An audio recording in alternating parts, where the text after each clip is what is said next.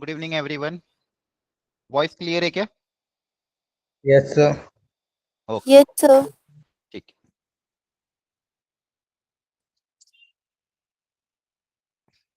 ठीक है। तो आ, हमारा जो डिफरेंशियल इक्वेशन है उसमें एग्जैक्ट वाला पार्ट बाकी था, तो वो मैं अलग से आपको क्वेश्चंस के थ्रू किसी दिन करवा दूंगा। ठीक है। अभी फिलहाल सिलेबस को हम थोड़ा आगे कर रहे हैं। बाकी जो छोटी मोटी चीजें बची है वो हम क्वेश्चंस के थ्रू ही कवर करेंगे डिफरेंशियल इक्वेशन में। बाकी ठीक है। और आपको यही सजेशन है कि आप मॉड्यूल साइड बाय साइड थोड़ा थोड़ा करते रहना, जब जब भी थोड़ा थोड़ा टाइम मिले मॉड्यूल से फंडामेंटल एग्जांपल मेंस लेवल पे जितना आपको कराया है उतना आप कर सकते हो। और एक पीवाईक्यू की वर्कशीट ऑलरेडी मैंने पहले शायद सेंड कर रखी थी आपके ग्रुप में डिफरेंशियल इक्वेशन की। आप वो वाली पीवाईक्यू वाली वर्कशीट अटेम्प्ट कर सकते हो। ठीक है। एंड जहां तक बात असाइनमेंट की है, असाइनमेंट करते रहो। और आज की क्लास में भी लास्ट के 15 मिनट जब बचे तो याद दिला देना 7:45 पे आपके डाउट डिस्कशन कर लेंगे। इनकेस अगर किसी को इनवर्स ट्रिग्नोमेट्रिक फंक्शन और मैट्रिसेस डिटरमिनेंट के असाइनमेंट में कोई डाउट है, कोई क्वेश्चन ऐसा जो आपको समझ में नहीं आया हो, तो आप याद खुद से ही पूछ लेना। ठीक है। तो आखिरी के 15 मिनट में हम असाइनमेंट का डाउट डिस्कशन कर लेंगे। आप लोग याद दिला देना। ठीक है, चलो स्टार्ट करते हैं विद द वेक्टर अलजेब्रा। अब जैसा कि मैंने आपको कहा था कि वेक्टर इन 3D अभी थोड़े अलग टॉपिक है। ठीक है। फंडामेंटल बस ज्योमेट्री का यूज होगा। टॉपिक ऐसा नहीं कि आसान है, टॉपिक मीडियम लेवल का है, थोड़ा सा कॉन्सेप्चुअल भी है। तो आपको प्रैक्टिस भी अच्छी करनी पड़ेगी और कंसिस्टेंसी मेंटेन करनी पड़ेगी। मतलब कोई भी क्लास आप मिस करोगे अगर बीच की एक भी, तो पूरा यूनिट समझ में नहीं आएगा। वेक्टर और 3D दोनों एक दूसरे से रिलेटेड है। अगले वीक तक पता नहीं कब तक देखेंगे, 15 तारीख तक वो फिनिश करना ही है हमको, कोशिश करके कि Good 15 evening, sir. तारीख पहले पहले ये फिनिश हो जाए। ठीक है। तो आप लोग कंसंट्रेट होके इसको देखना। और मैंने पहले ही आपको बोला है कि जो भी करंट टॉपिक चल रहा है थोड़ा थोड़ा प्रैक्टिस एनसीईआरटी या फिर एनसीईआरटी नहीं तो फिर अपनी मॉड्यूल के सॉल्व एग्जांपल और मॉड्यूल की टॉपिक वाइज एक्सरसाइज हल्के हल्के क्वेश्चन आप वहां से लगाते रहा करो। अदरवाइज टॉपिक घर पे प्रैक्टिस नहीं करोगे तो समझ नहीं आएगा। ठीक है। तो आज हम फंडामेंटली देखेंगे, ज्यादा नहीं। वेक्टर और 3D मिला के कम से कम 2 से 3 क्वेश्चन आते हैं जेई मेंस में। तो अच्छा वेटेज है, हाईएस्ट वेटेज टॉपिक है वन ऑफ द। ठीक है। दोनों वेक्टर एंड 3D मिला के 2 से 3 क्वेश्चन, मतलब अच्छा वेटेज है दोनों का। प्रैक्टिस लगेगी। खासकर 3D ज्यादा आसान है, वेक्टर के कंपैरिजन में 3D portion is relatively easy और यहाँ से क्वेश्चन इजी भी आते हैं, बस कैलकुलेशन ढंग से करोगे। ठीक है। वेक्टर से थोड़े मीडियम लेवल क्वेश्चन आ जाते हैं, मीडियम कैटेगरी के। ठीक है। ओके। और मैं आपको बहुत कंसाइज पढ़ूंगा, बहुत ज्यादा, क्योंकि ये यूनिट बहुत वास्ट है। पढ़ना चाहो तो 1 महीने तक पढ़ सकते हो, लेकिन हम सिर्फ कंसाइज पढ़ेंगे। जो जेई मेंस में जितना फायदा आता है, जहां से मैक्सिमम क्वेश्चन आते हैं, उसी पे ज्यादा फोकस करेंगे। तो जो टॉपिक्स या जो थिंग्स मैं कवर करूं, आप उसी से रिलेटेड क्वेश्चन की प्रैक्टिस करना। और मैं आपको एक पीवाईक्यू वर्कशीट भी दूंगा, गाइडेड पीवाईक्यू वर्कशीट, वही आपको सॉल्व करनी है। ठीक है। उसमें मैं सिर्फ सिलेक्टेड क्वेश्चन ही डालूंगा जो ज्यादा काम के, बाकी आप नहीं करोगे तो भी चलेगा, क्योंकि ये वेक्टर अलजेब्रा काफी वास्ट चैप्टर है। करने जाओगे तो बहुत टाइम लग जाएगा। ठीक है। इसलिए जो वर्कशीट में दूं पहले आप उसी को ट्राई करना और उसी उसी के क्वेश्चन को देखना वो आपसे बन पा रहे कि नहीं बन पा रहे। ठीक है। चलो फंडामेंटल आज कवर करेंगे, ज्यादा नहीं। इंट्रोडक्शन वेक्टर के बारे में आपको पता ही है। जैसे मान लो दो बच्चे हैं, राम और मोहन। ठीक है। तो इनको जाना है कहीं पे, मान लो तो 4 तरह की डायरेक्शन होती है ना, ईस्ट वेस्ट नॉर्थ साउथ। तो ये इधर जा रहा है, मान लो 1 किलोमीटर ईस्ट में चला गया। ठीक है। तो यहाँ पे आपने क्या देखा कि डायरेक्शन भी है और 1 किलोमीटर भी है, मतलब डायरेक्शन और मैग्नीट्यूड दोनों आ रहे हैं। मतलब वेक्टर क्वांटिटी कैसी होती है, आपने फिजिक्स में भी ऑलरेडी पढ़ रखा है कि ऐसी क्वांटिटी जिसके पास डायरेक्शन और मैग्नीट्यूड दोनों हो। तो यहाँ पे वो 1 किलोमीटर ईस्ट में जा रहा है, तो 1 किलोमीटर आपका मैग्नीट्यूड होगा और ईस्ट आपकी क्या होगी, डायरेक्शन होगी। तो ऐसी क्वांटिटी को आप क्या बोलते हैं, वेक्टर, जिसमें वेक्टर मैग्नीट्यूड और डायरेक्शन दोनों के दोनों इन्वॉल्व हो। ठीक है। आपने बहुत सारे एग्जांपल फिजिक्स में देख रखे हैं, है ना। अब 3 डायमेंशन ज्योमेट्री में वेक्टर को हमको समझना है। फिजिक्स में जनरली आपने 2D में देखा होगा, x i cap y j cap, है ना। अब यहाँ पे आपको 3 डायमेंशन ज्योमेट्री, मतलब x axis y axis and z axis, 3 axis होगी आपके पास। जैसे आपका रूम है, तो आप रूम का कोई भी कॉर्नर देख लो, उसमें आपको 3 लाइन जाती हुई दिखेगी, फ्लोर पे 2 लाइन और एक दीवार की तरफ ऊपर लाइन, है ना। तो वो आपके पास क्या होगी, 3 एक्सिस हो गई, 3 डायमेंशन ज्योमेट्री। क्लियर है? जैसे मान लो ये रूम का कोई भी कॉर्नर अगर आप देखोगे तो ये दीवार वाली लाइन, ये फ्लोर आपका, ये आपका एक एक्स एक्सिस हो गया, ये वाई एक्सिस हो गया, ये जेड एक्सिस हो गया। तो इस 3 डायमेंशन प्लेन में हमको वेक्टर को समझना है कि वेक्टर क्या होता है और इसकी क्या क्या प्रॉपर्टी होती है और क्या क्या चीजें इसके अंदर होती है, और सारी चीजें हमको डिटेल में देखना है इन 3 डायमेंशन ज्योमेट्री, इन x y z and x y z plane. ठीक है, सारी चीजें हम एक एक करके बहुत डिटेल में पढ़ेंगे। सबसे पहले डिफरेंस देख लेते हैं वेक्टर और स्केलर में, जो कि आपने फिजिक्स में पढ़ा था। दो तरह की फिजिकल क्वांटिटी आपने पढ़ रखी है, एक होती है स्केलर, एक होती है वेक्टर। स्केलर मतलब जिसका सिर्फ मैग्नीट्यूड होता है, ओनली मैग्नीट्यूड। फॉर एग्जाम्पल मास, जैसे 5 kg, अब यहाँ पे मैं डायरेक्शन नहीं दूंगा इसको, मैं 5 kg मतलब 5 kg है, 10 kg है, 8 kg है, तो आप ये इसको किसी भी डायरेक्शन में वेट करो, आंसर सेम ही रहेगा। वॉल्यूम मतलब लीटर में, 5 लीटर, 10 लीटर, 15 लीटर। तो ये सारी क्वांटिटी जहाँ पे सिर्फ मैग्नीट्यूड मैटर करता है, ठीक है, लेंथ, एरिया, स्पीड, इन सबको आप क्या बोलते हो, स्केलर। जहां पे सिर्फ मैग्नीट्यूड मुझे चाहिए, डायरेक्शन से कोई मतलब नहीं है। टेम्परेचर आप अगर मेजर करोगे तो किसी भी डायरेक्शन में मेजर करो, टेम्परेचर सेम ही आएगा, अगर किसी रूम का अपन टेम्परेचर मेजर कर रहे हैं तो ऐसी क्वांटिटी को स्केलर बोलते हैं। वहीं पे अगली फिजिकल क्वांटिटी क्या है, वेक्टर, जहां पे मैग्नीट्यूड और डायरेक्शन दोनों मैटर करता है, दोनों के दोनों को ही आना पड़ेगा, किसी एक का आना चलेगा नहीं, मैग्नीट्यूड भी चाहिए, डायरेक्शन भी चाहिए। For example force.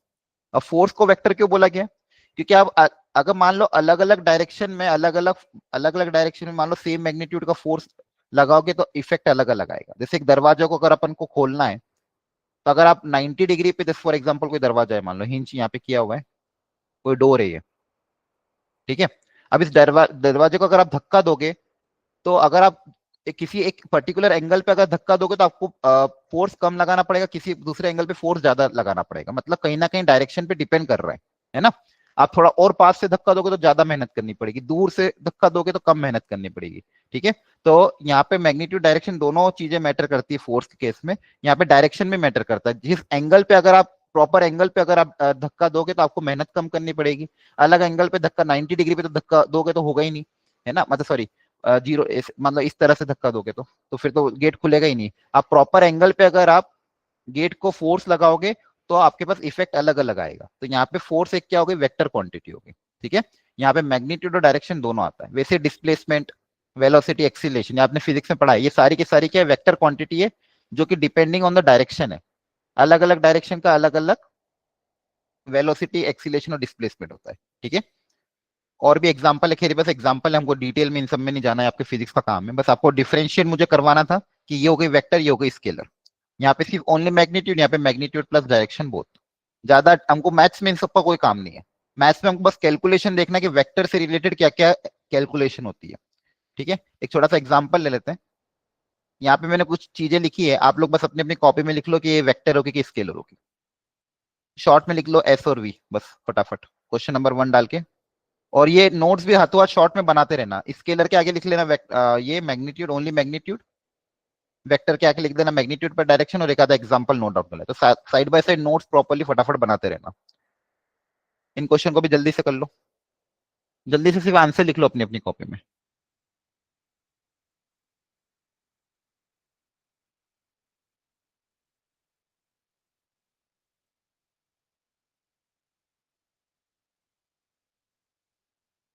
हाँ मनीषा बोलो। हो गया सर।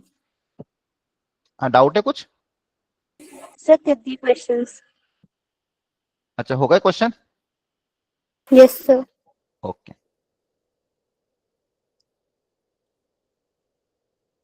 Okay done. ठीक, ओके देखो ध्यान से। फर्स्ट वाला क्या होगा? सेकंड? वेक्टर। ठीक है, देखते हैं। स्केलर बोला या वेक्टर बोला? Third? Scalar scalar. Fourth? Scalar fifth? Scalar Coulomb किसकी यूनिट होती है? चार्ज। आता है मतलब आपको, चलो। और ये लास्ट वाला वेक्टर होगा। कौन है ये?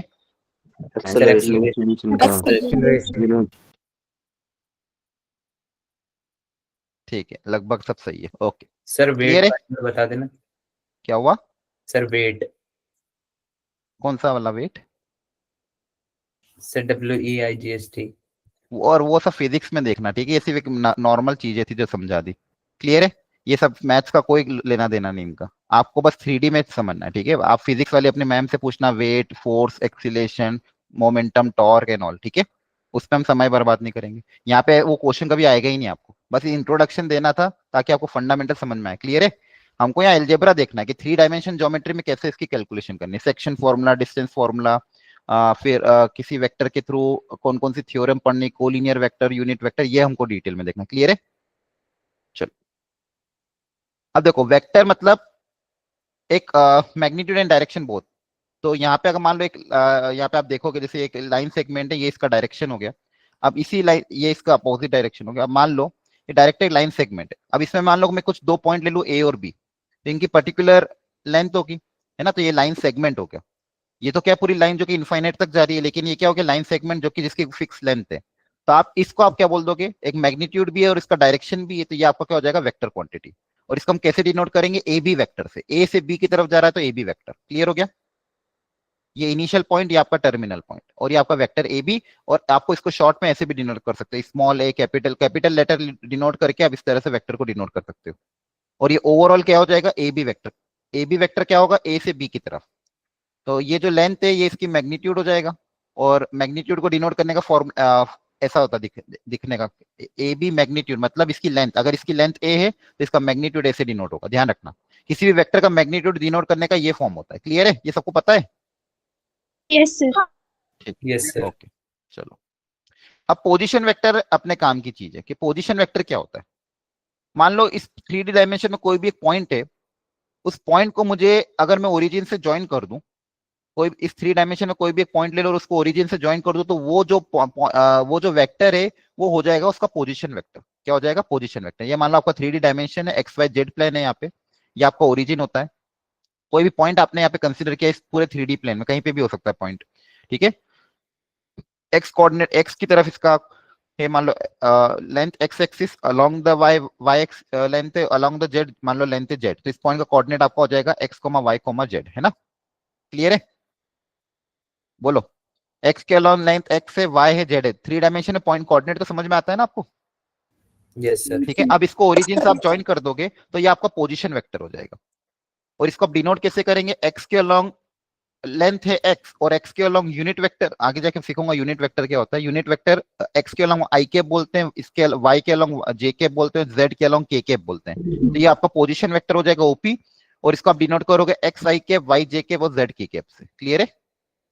Yes, sir.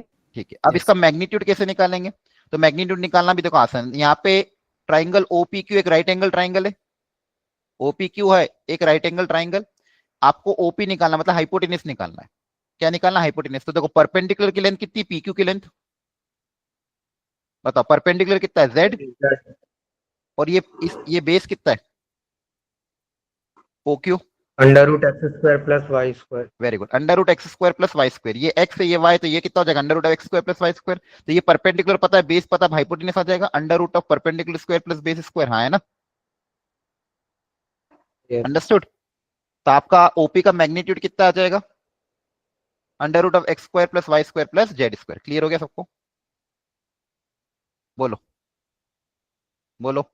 तो ध्यान रखना, कोई भी पॉइंट है अगर प्लेन में जिसका कोऑर्डिनेट है x comma y comma z, तो उसका जो पोजीशन वेक्टर होगा ओपी वेक्टर, उसका मैग्नीट्यूड कितना आएगा, under root of x square plus y square plus z square. ये सबको ध्यान रखना। Understood? Yes, sir. Yes, sir. ठीक है। और आगे जाके देखेंगे इसको आई केप जे केप और के केप के टर्म्स में कैसे डिनोट करते हैं। यहाँ पे लिखना हो तो लिख भी सकते हो। एक्स के अलोंग यूनिट वेक्टर होता है आई केप, यूनिट वेक्टर मतलब जिसका मैग्नीट्यूड 1 होता है। और डायरेक्शन क्या, एक्स एक्सिस। वाई के अलोंग यूनिट वेक्टर को बोलते हैं जे के, भी आपने पढ़ा है फिजिक्स में। Yes, sir. पढ़ा। ठीक है। ये होता है के कैप। तो ओपी वेक्टर आपका हो जाएगा x i cap plus y j cap plus z k cap. ये आपका ओपी वेक्टर हो जाएगा। और इसका मैग्नीट्यूड ध्यान रखना, under root of x square plus y square plus z square. ऐसे बहुत सारे तरह के पोजीशन वेक्टर आप अलग अलग डिनोट कर सकते हो, O A, O B, O C and so on. Magnitude A B C मान लो इनका, ठीक है। रिप्रेजेंट ग्राफिकली डिस्प्लेसमेंट ये छोड़ो, कुछ काम करनी है। मैंने टाइप्स ऑफ वेक्टर, बस हल्का हल्का नाम से पता होना चाहिए टाइप ऑफ वेक्टर। जीरो या नल वेक्टर से क्या मतलब होगा, Magnitude zero. Magnitude zero. और डायरेक्शन क्या होगी, Sir, any arbitrary direction. हाँ कोई भी डायरेक्शन हो सकती है, मतलब इसके डायरेक्शन कोई फिक्स नहीं है। है ना, क्योंकि जैसे नल वेक्टर मतलब ऐसा सोचो पॉइंट, तो पॉइंट की कोई भी डायरेक्शन हो सकती है, ठीक है। तो magnitude zero, direction not define, या फिर नॉट डिफाइन क्या बोलोगे, एनी डायरेक्शन बोल दोगे। यूनिट वेक्टर मतलब मैग्नीट्यूड सर 1 होगा वन, मैग्नीट्यूड मैग्नीट्यूड 1 होगा, ठीक है। और यूनिट वेक्टर को देखो, ज्यादातर केस में यूनिट वेक्टर को मैथ्स में मैं एक ही जगह यूज करूंगा। किसी भी वेक्टर का अगर आपको डायरेक्शन चाहिए, बोला ये एक वेक्टर, इसका डायरेक्शन क्या है, तो आप क्या करोगे, उस वेक्टर के अलोंग यूनिट वेक्टर निकाल लोगे, तो वो उसका डायरेक्शन रिप्रेजेंट करेगा। ये आपको ध्यान रखना है। किसी भी वेक्टर का अगर आपको डायरेक्शन चाहिए तो आप क्या करो, यूनिट वेक्टर निकाल लो। क्या निकाल लो, यूनिट वेक्टर। यूनिट वेक्टर कैसे निकालते हैं वो भी आप आगे देखेंगे। को इनिशियल वेक्टर, को इनिशियल वेक्टर का मतलब क्या होगा आपके हिसाब से, दो वेक्टर्स को को इनिशियल वेक्टर का बोलेंगे। उनका जो स्टार्टिंग सेम पॉइंट सर जो हाँ, एक ही स्टैटिक पॉइंट पॉइंट से सेम हो, निकलेंगे ठीक सारे है। वेक्टर। कोलिनियर मतलब तो सेम जो एक डायरेक्शन, दूसरे के सेम पैरेलल हो। कोलिनियर मतलब पैरेलल, यस सर। ये पैरेलल, जैसे क्या ये भी कोलिनियर होंगे, यस सर। हाँ ये भी कोलिनियर। ध्यान रखना पैरेलल होना चाहिए, डायरेक्शन सेम भी हो सकती है, अपोजिट भी हो सकती है, बस पैरेलल होना चाहिए। क्लियर है, आगे और पढ़ेंगे। यस दो वेक्टर को इक्वल कब बोलेंगे, तो जब उनकी डायरेक्शन सेम हो और मैग्नीट्यूड सेम हो। Magnitude as well as direction दोनों के दोनों सेम होनी चाहिए तो इक्वल वेक्टर बोलेंगे। बहुत सेम होना चाहिए ना, मैग्नीट्यूड भी सेम होना चाहिए और डायरेक्शन भी एग्जैक्टली सेम होना चाहिए, अपोजिट भी सेम होना चाहिए। क्लियर है, ठीक है। यस सर तो वेक्टर हुज, अब देखो इसके ऑफिशियल डेफिनेशन देख लेते हैं। Mathematical vector whose initial and the terminal point are same, इसको नल वेक्टर, मैग्नीट्यूड इसका जीरो होगा, ए कोमा ए है ना, मैग्नीट्यूड कितना होगा, जीरो। यूनिट वेक्टर मतलब जिसका मैग्नीट्यूड 1 हो, ठीक है। Unit vector are generally denoted by a cap. ध्यान रखना बहुत सी बार ए कैप, जैसे i cap, j cap, k cap होता है, ए कैप से हम यूनिट वेक्टर को डिनोट करेंगे, ठीक है। मान लो ये कोई वेक्टर है, अब इसका यूनिट वेक्टर पता करना, तो क्या करो, इसी वेक्टर के डायरेक्शन तो यही रहेगी, बस मैग्नीट्यूड क्या कर देंगे, 1 यूनिट, तो ये आपका क्या हो जाएगा, ए कैप। तो ये डायरेक्शन वही है, मैग्नीट्यूड क्या है 1, तो ये इसकी क्या हो गई, डायरेक्शन हो गई। और ए कैप निकालने का तरीका क्या है, वेक्टर को अगर उसके मैग्नीट्यूड से डिवाइड कर देंगे तो हमारे पास यूनिट वेक्टर आ जाएगा। अंडरस्टूड, वेरी इंपॉर्टेंट है। किसी भी वेक्टर को उसके मैग्नीट्यूड से अगर आप डिवाइड करोगे तो आपके पास यूनिट वेक्टर आएगा। ध्यान रखना, जैसे मान लो कोई वेक्टर है ए आई कैप प्लस 2 जे कैप प्लस 3 के कैप, इसका अगर आपको यूनिट वेक्टर निकालना है तो कैसे निकालोगे, इसी वेक्टर को इसके मैग्नीट्यूड से क्या कर देंगे, डिवाइड, हाँ है ना। इसका मैग्नीट्यूड अभी हमने निकाला ही था, under root of a square plus B square plus c square होता है, जिसका मैग्नीट्यूड से आप डिवाइड कर दोगे तो 1 प्लस 4 प्लस 9, तो ये जो आंसर आएगा ये आपका क्या हो जाएगा, यूनिट वेक्टर। ये क्या डिनोट करेगा, इस वेक्टर ए की direction, denotes the direction, denotes the direction of vector. अब इस वेक्टर के अलावा अगर कभी भी मुझे कोई वेक्टर लेना रहा तो मैं हमेशा यूनिट वेक्टर के से लूंगा। तो वेक्टर ए की डायरेक्शन क्या हो जाएगी, ए कैप, और यूनिट वेक्टर निकालने का तरीका क्या होता है, vector A divided by the magnitude of A. Understood, yes sir. Okay. को इनिशियल मतलब जिनका सेम इनिशियल पॉइंट, आपने सही बताया था, जैसे ये सारे वेक्टर क्या हो गए, को इनिशियल वेक्टर हो गए, ठीक है। Collinear vector, two or more vector are said to be collinear if they are parallel or along the same line irrespective of their magnitude and direction। Magnitude कुछ भी हो सकता है दो वेक्टर का, जैसे बस वो पैरेलल होना चाहिए। जैसे ये दोनों वेक्टर है, इसका मैग्नीट्यूड अलग अलग है लेकिन डायरेक्शन क्या है, मतलब एक पैरेलल लाइन के अलोंग ही है, हाँ है ना, सेम लाइन के अलोंग है दोनों के दोनों, बोलो इसी लाइन के अलोंग है ना ये दोनों के दोनों वेक्टर, तो ऐसे वेक्टर को क्या बोलते हैं, कोलिनियर वेक्टर। क्लियर है, यहाँ पे जैसे ए बी सी तीनों के तीनों आपस में क्या होंगे, कोलिनियर होंगे। अंडरस्टूड और नॉट, क्योंकि ये सारे के सारे एक सिंगल लाइन के अलोंग है। ये इंपॉर्टेंट है, सबसे ज्यादा इंपॉर्टेंट यही है, आगे जाके इसके बारे में और डिटेल देखेंगे, लेकिन अभी आपको समझ में आ गया डेफिनेशन इसकी क्या है, यस एवरीवन, ठीक। यस इक्वल वेक्टर जिनका मैग्नीट्यूड और डायरेक्शन दोनों के दोनों सेम होना चाहिए। तो यहाँ पे ए और बी इक्वल है, बट ए और सी इक्वल नहीं है, क्योंकि ए और सी का डायरेक्शन अपोजिट है, डायरेक्शन भी सेम होना चाहिए, मैग्नीट्यूड भी सेम होना चाहिए, तो ऐसे वेक्टर को आप इक्वल वेक्टर बोलोगे, ठीक है, ओके। क्या पूछा है यहाँ पे, given the following vectors identify coinitial vectors.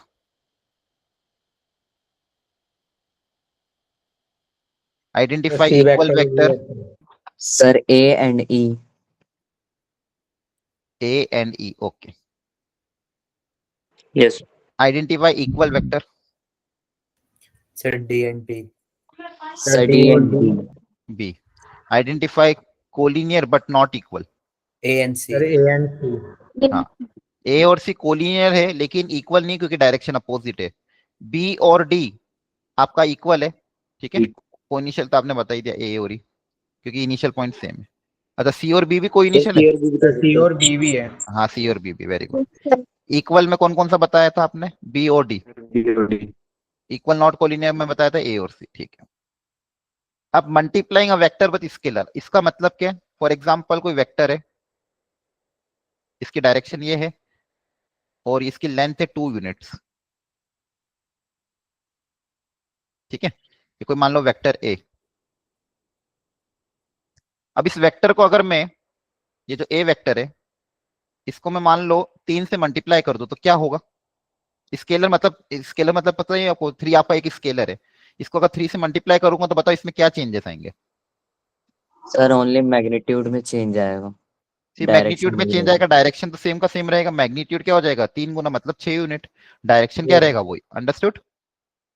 Yes, no Yes, sir. sir. Change in direction, direction में कोई चेंज नहीं आएगा, सिर्फ मैग्नीट्यूड आपका बढ़ जाएगा, ठीक है। तो लैम्डा आपका स्केलर है, तो लैम्डा से मल्टीप्लाई करने पे आपका क्या होगा? मैग्नीट्यूड सेम रहेगा, सॉरी मैग्नीट्यूड बढ़ जाएगा लेकिन डायरेक्शन सेम रहेगी। क्लियर है? ए Yes, 2a 4a 3/2a इन सबसे मल्टीप्लाई करोगे, सबकी डायरेक्शन सेम है, बस मैग्नीट्यूड अलग अलग हो जाएगा। ओके। अच्छा -1 से मल्टीप्लाई करोगे तो क्या हो जाएगा? -1 का क्या? डायरेक्शन डायरेक्शन अपोजिट हो जाएगी। डायरेक्शन अपोजिट हो डायरेक्शन जाएगी। क्या हो जाएगी? अपोजिट है ना।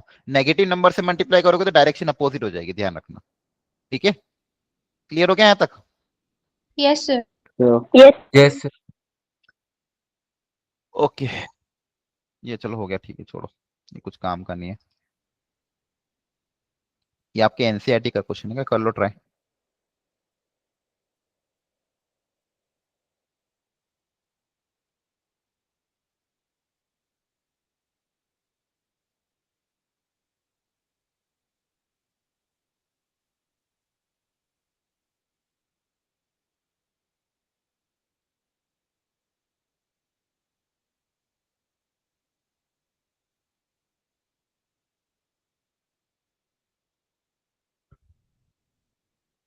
सर हो गया। हो गया सबसे? होगा sir. Yes sir. Yes sir. Sir हाँ बोलो। सर क्लास लीव करनी थी मेरे को। ठीक है ठीक है, तो अब आप रिकॉर्डिंग देख लेना है ना टाइम से। Yes sir. ओके, फर्स्ट वाला बताओ क्या आएगा? सर ट्रू आएगा। ट्रू। कोलिनियर ही होते हैं ना, ए और माइनस है, एक ही लाइन के अलॉन्ग होते, तो ट्रू है। Two collinear vector are equal in magnitude, false, गलत है। मैग्नीट्यूड अलग अलग हो सकता है। Two vector having same magnitude are collinear, false sir. ये भी फॉल्स है। मैग्नीट्यूड डायरेक्शन एक लाइन के अलॉन्ग होना चाहिए ना, गलत। Two collinear vector have same having the same magnitude are equal, दो कोलिनियर वेक्टर है मान लो और उनके मैग्नीट्यूड सेम है, तो क्या वो इक्वल होंगे? जरूरी है क्या? यस। हम्म? फॉल्स। फॉल्स हो सकता है, False क्योंकि है। मान लो डायरेक्शन अपोजिट हुई, मैग्नीट्यूड Sir, इक्वल हुआ, false. हाँ तो False. इक्वल नहीं होगा। क्लियर है? फॉल्स हो जाएगा। वेरी गुड, ये सारे आपके एनसीईआरटी के क्वेश्चन यहाँ तक समझ में आ गया। तो यहाँ तक अपन ने क्या देखा? स्केलर क्या होता है, वेक्टर क्या होता है, पोजीशन वेक्टर क्या होता है, मैग्नीट्यूड कैसे निकालते हो, अलग अलग टाइप्स के वेक्टर देख लिया, फंडामेंटल्स पढ़ लिया। यहाँ तक क्लियर हो गया? बोलो। Yes, sir. Yes sir. NCERT के थोड़े बहुत क्वेश्चन आप देख लेना है ना, इसके बाद घर जाके अब मेन आगे बढ़ना है। मैथमेटिकल ऑपरेशन जो कि हमारा ज्यादा काम की चीज है, ये फंडामेंटल था, क्या बस वेक्टर के बारे में हल्का सा नॉलेज आपको देना था। और टाइप्स ऑफ वेक्टर आपको पता है, नाम से क्लियर होना चाहिए किस वेक्टर को क्या बोलते हैं। सबसे पहले triangle law of vector addition सबसे काम का है, इसको बस थोड़ा ढंग से समझना, ठीक है, ये गलती करवा देता है। तो ट्राइंगल लॉ का मतलब क्या है? जैसे मान लो ए जो है ए से बी की तरफ गया, फिर बी से सी की तरफ गया, ठीक है, तो इनका रिजल्टेंट क्या होगा? सी टू बी की A to C. A to C. A to C. Resultant पता है ना आपको? जैसे मान लो ए बी वेक्टर फिर बी सी वेक्टर, तो रिजल्टेंट कौन होगा? ए सी वेक्टर है ना। ए सी वेक्टर आपका क्या हो Yes. जाएगा? Resultant vector. क्लियर है? इसी को बोलते हैं triangle law of vector addition. तो ध्यान रखना, ये अपन ऐसा गए फिर ऐसा गए, फिर इसका लूप कंप्लीट नहीं करना है, लूप के अपोजिट जाना है आपको। लूप कंप्लीट करोगे तो ए से सी हो जाएगा, लेकिन इसका अपोजिट क्या हो जाएगा? सॉरी, लूप कंप्लीट होगा तो सी टू ए हो जाएगा, मतलब एक पूरा सर्कल बनाना हो, लेकिन आपको क्या करना? अपोजिट, मतलब ए टू सी जाना, तो ये इसका रिजल्टेंट हो जाएगा। क्लियर है? Yes, बोलो। sir. अच्छा, एक प्रॉपर्टी और होती है, आगे जाके वापस हम डिटेल में देखेंगे कि वेक्टर को आप पैरेलली डिस्प्लेस कर सकते हो प्लेन में, पैरेलली डिस्प्लेस करने से वेक्टर में कुछ फर्क नहीं पड़ता। फॉर एग्जांपल ये कोई वेक्टर है आपका, मान लो जिसकी डायरेक्शन ये है और ये है 2 यूनिट का, डायरेक्शन ये है। अब इस वेक्टर को मान लो मैंने पैरेलली, बस ऐसे पैरेलली उठा के, पैरेलली उठाया और डायरेक्शन में कोई बदलाव नहीं किया, यहां रख दिया, तो क्या इस वेक्टर में कोई चेंज आएगा क्या? क्या वेक्टर सेम ही है? No, आया ना? sir. Yes sir, same. This is Same same. है। Vector can be displaced parallelly in a plane. Vector can be displaced parallelly in a plane. Vector को आप प्लेन में पैरेलली डिस्प्लेस कर सकते हो, कोई दिक्कत नहीं है, ठीक है। तो ये हो गया, अंडरस्टूड यहां तक? क्लियर है? Yes, sir. ओके, अब देखो यहाँ पे एक Yes, चीज हो रहा है, एक सेकेंड ना। जैसे मान लो ये एसी वेक्टर को लिखा आपने क्या, A B plus B C vector, ये एसी उधर जाके क्या हो जाएगा, माइनस एसी हो जाएगा। देखो A B plus B C vector को आपने लिखा क्या, एसी वेक्टर, तो हो जाएगा A B vector plus B C vector minus A C vector equal to 0, हाँ है ना? क्लियर है? Yes. अच्छा, मुझे एक बात बताओ, क्या एसी वेक्टर को मैं लिख सकता हूँ minus times of C B vector? Direction तो मैग्नीट्यूड तो सेम है, बस डायरेक्शन अपोजिट है। क्या एसी को माइनस सी बी लिख सकते हैं, हाँ है ना? बोलो। या फिर माइनस एसी को, सॉरी उल्टा लिख दिया मैंने, क्या एसी वेक्टर को मैं माइनस सी ए वेक्टर लिख सकता हूँ, Yes, sir. है ना? या फिर माइनस एसी को आप सी ए वेक्टर लिख सकते हो, हाँ है ना? तो यहाँ पे क्या लिख सकता हूँ, A B plus B C plus C A equal to 0। और वैसे भी एक रूल भी होता है, पॉलीगन रूल, कि अगर मान लो कोई कंप्लीट पॉलीगन बनाता है तो उनका वेक्टर एडिशन हमेशा क्या होता है, 0 होता है। क्लियर है? और यहीं से ट्राइंगल लॉ भी प्रूव हुआ था एक्चुअली में। ट्राइंगल लॉ भी जो प्रूफ हुआ था कहां से हुआ था, पॉलीगन लॉ से ही हुआ था। पॉलीगन लॉ क्या होता है, जैसे एक सेकंड बताओ, जैसे मान लो कोई आपको अलग अलग डायरेक्शन में मान लो वेक्टर्स हैं और वो एक पूरा लूप बना रहे हैं, है ना, पॉलीगन बना रहे, तो ये वेक्टर वे है, वेक्टर बी, वेक्टर सी और वेक्टर डी। तो जहां से स्टार्ट हुए थे वहीं पे एंड हो गए, हाँ है ना? जहां Yes, से sir. स्टार्ट हुए थे वहीं पे एंड हो गए। तो यहाँ पे क्या होगा, इन सबका एडिशन, इनिशियल पॉइंट और टर्मिनल पॉइंट क्या हो गया, सेम हो गया। इनिशियल पॉइंट और टर्मिनल पॉइंट क्या हो गया, सेम। यहाँ से स्टार्ट किया तो यहीं पे मैं वापस आ गया, तो जहां से स्टार्ट किया तो वहीं पे एंड, तो इनका सबका वेक्टर एडिशन जब मैं करूंगा तो स्टार्टिंग और इनिशियल पॉइंट क्या है, सेम है। मान लो ओ ए बी सी, तो ओ से स्टार्ट किया तो ओ पे खत्म हो रहा है, तो ये बेसिकली क्या आ जाएगा, 0 आ जाएगा। तो इन सबका वेक्टर एडिशन क्या आ जाएगा, 0। क्लियर है? अगर लूप बना रहा है तो वेक्टर एडिशन क्या होगा, 0। इसी तरह से मान लो एक ट्राइंगल है ए बी सी, तो आप यहाँ पे क्या बोलोगे, A B vector plus B C vector plus C A vector, इन तीनों का वेक्टर एडिशन क्या होगा, 0 होगा, हाँ है ना? बोलो। A B plus B C plus C A क्या होगा, 0 के बराबर, क्योंकि ट्राइंगुलर लूप बना रहा था। यहां से आप क्या बोल सकते हो वापिस से, A B vector plus B C vector is equal to minus of C A vector, उधर जाके माइनस हो जाएगा। तो A B vector plus B C vector और माइनस सी ए को क्या लिख सकते हो, प्लस ए सी वेक्टर, हाँ है ना? और ये आपका क्या है, ट्राइंगुलर लॉ। क्या बता रहा है कि ये मान लो ए बी वेक्टर है और ये आपका बी सी वेक्टर है, तो ए बी और बी सी को अगर मैं ऐड करूंगा तो इनका रिजल्टेंट क्या आ जाएगा, ए सी वेक्टर। क्लियर है? Yes sir. Understood everyone?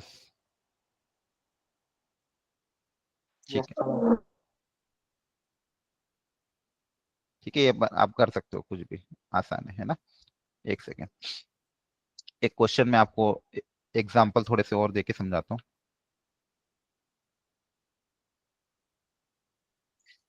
जैसे मान लो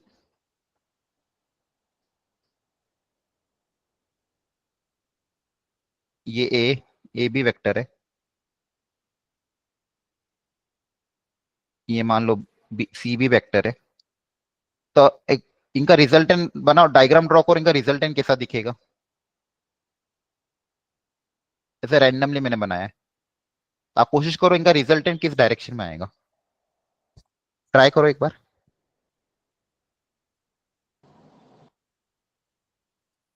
एक बार बस कॉपी में ट्राई करो कि रिजल्टेंट का डायग्राम कैसा दिखेगा। Sir हो गया. हो गया? Yes sir. ओके, देखो मैं ड्रॉ कर रहा हूँ, क्रॉस चेक करना। ए बी वेक्टर को ऐसा कैसे रख दिया मैंने, इसको छेड़ा नहीं, AC वेक्टर को पैरेलली डिस्प्लेस कर दो आगे, सॉरी BC वेक्टर को, इसको मैंने क्या कर दिया, सॉरी एक सेकंड, यहाँ उल्टा हो जाएगा, नहीं पहले इसको पैरेलली डिस्प्लेस नहीं कर सकते, इसको कहाँ रखें ताकि फायदा हो, सर ए पे रख दो। ए पे रख दोगे अगर आप तो यहाँ पे आएगा, ठीक है। हाँ इसको इधर रख सकते हैं, हाँ ये कर सकते हैं।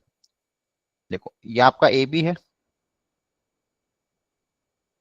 आपको सी बी को रखना है, सी क्योंकि आपको A B plus C B चाहिए,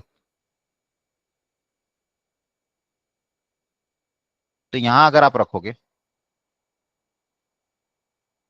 ठीक है, ये एक वेक्टर हो गया, ये एक वेक्टर हो गया, क्लियर है, हाँ है ना, समझ में आ रहा है। Yes sir.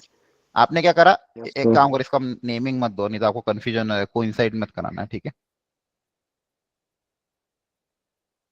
एक काम करो, इसको आप ऐसे रखो ताकि कंफ्यूजन नहीं होगा, ए वेक्टर और ये बी वेक्टर है, आपको पता है कि पूछा है कि ए प्लस बी का डायरेक्शन क्या होगा, तो आपने क्या करा, ए को तो ऐसा कैसे रहने दिया, बी वेक्टर को इधर पैरेलली शिफ्ट कर दिया, क्लियर है। तो इनका रिजल्टेंट आप दिख जाएगा, ये ऐसा आ रहा है, ऐसा है, तो रिजल्टेंट कैसा आएगा, बी वेक्टर से सी ए वेक्टर की तरफ। ऐसा आएगा, हाँ है ना, यस सर। सबका आ रहा था ये, अंडरस्टूड, यस। ठीक है। Yes sir. Yes sir. एक और कोई भी रैंडम क्वेश्चन करके देखते हैं, एक मान लो ऐसा है,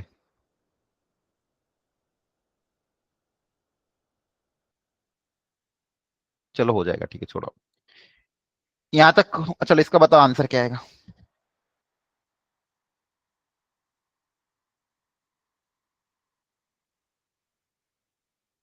विच of the following is not true,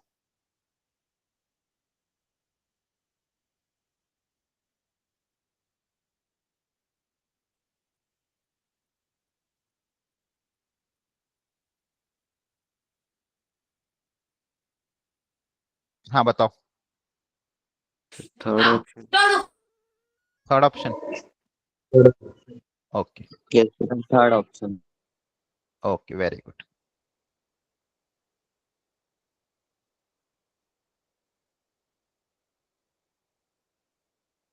first वाला ट्रू ही है, A B plus B C plus C equal to zero ही होता है, सेकेंड वाला A B plus B C minus A C, ये भी ट्रू है, क्योंकि फर्स्ट वाले का सही उल्टा कर दोगे तो सही आ जाएगा, ठीक है।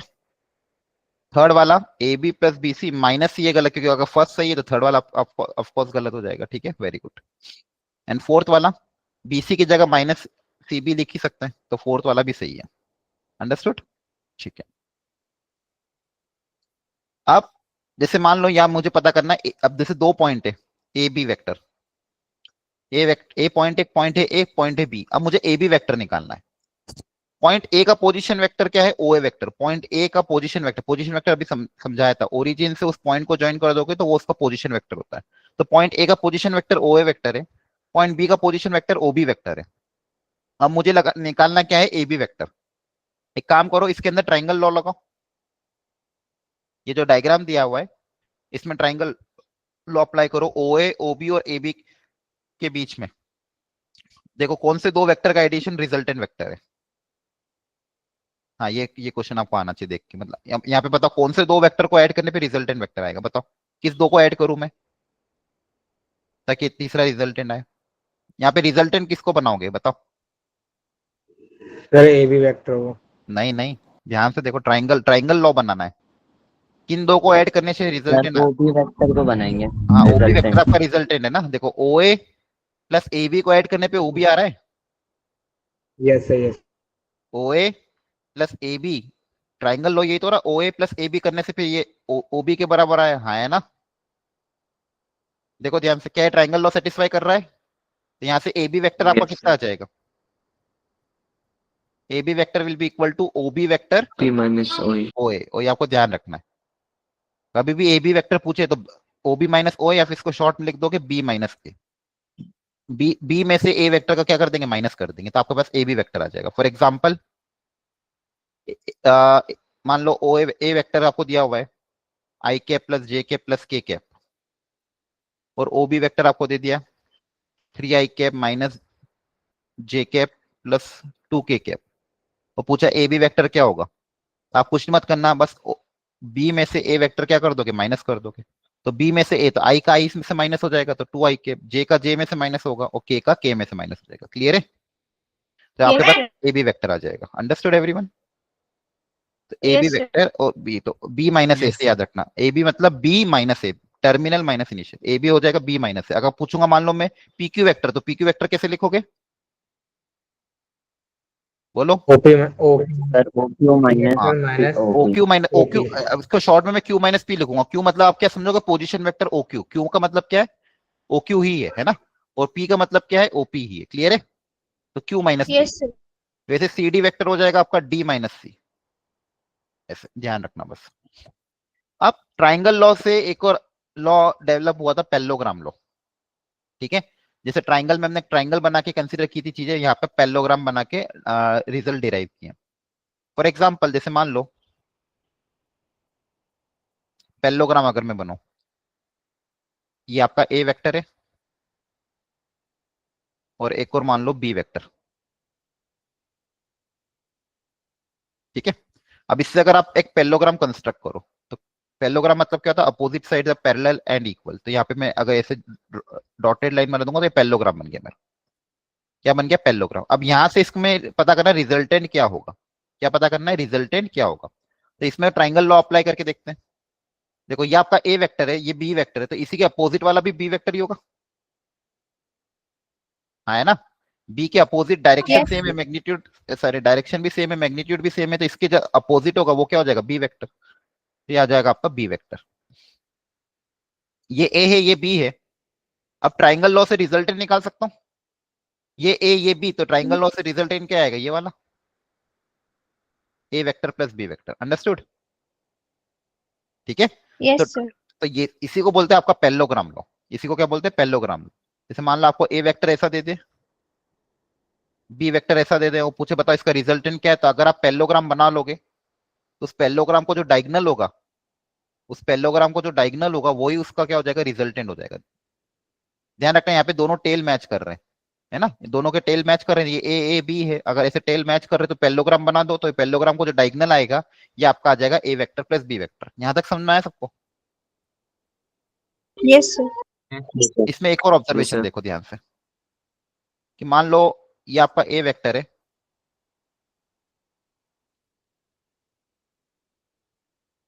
और उसी तरह से ये आपका बी वेक्टर है। अब मुझे इसमें पता करना है कि ए वेक्टर माइनस बी वेक्टर क्या होगा। ए वेक्टर माइनस बी वेक्टर इसके अंदर क्या होगा वो मुझे पता करना है। तो मैं क्या कर रहा हूँ, ठीक है, कोशिश करते हैं।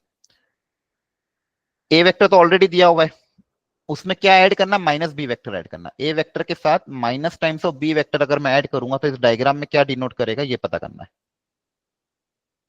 तो मेरे को क्या ऐड करना है? द रिजल्टेंट ऑफ, पता करना है resultant of A and minus B. तो माइनस बी कैसा दिखेगा? ये बी अगर है तो माइनस बी इसका अपोजिट होगा। हाँ, है ना? Yes, sir. मैग्नीट्यूड वही, डायरेक्शन ये। अब ये ए हो गया, ये माइनस बी हो गया। अब रिजल्टेंट पता करना था, ठीक है। अच्छा एक काम करते हैं, इसके जस्ट ऊपर वाला भी तो ए होगा। हाँ, है ना? क्लियर है? बोलो। ये ए और ये माइनस बी। अब ये जो दोनों डॉटेड मैंने बनाए, ये दोनों जो बनाए, क्या इनसे मैं इनका रिजल्टेंट, इसमें ट्राइंगल लॉ अप्लाई करते हैं, ये ए ये बी, तो ट्राइंगल लॉ क्या हो जाएगा? रिजल्टेंट किधर आएगा? नीचे की तरफ, है ना? ये आपका ए वेक्टर, ये आपका बी वेक्टर, ये ए वेक्टर, ये यहां से यहाँ ए वेक्टर, ये आपका बी वेक्टर। तो इनसे रिजल्टेंट किधर दिखेगा आपका? नीचे की तरफ, इन दोनों का एडिशन। हाँ, है ना? क्लियर है? बोलो। Yes, sir. तो यहां से आपने दो बातें सीखी। क्या? कि अगर आपका वेक्टर ए ऐसा है,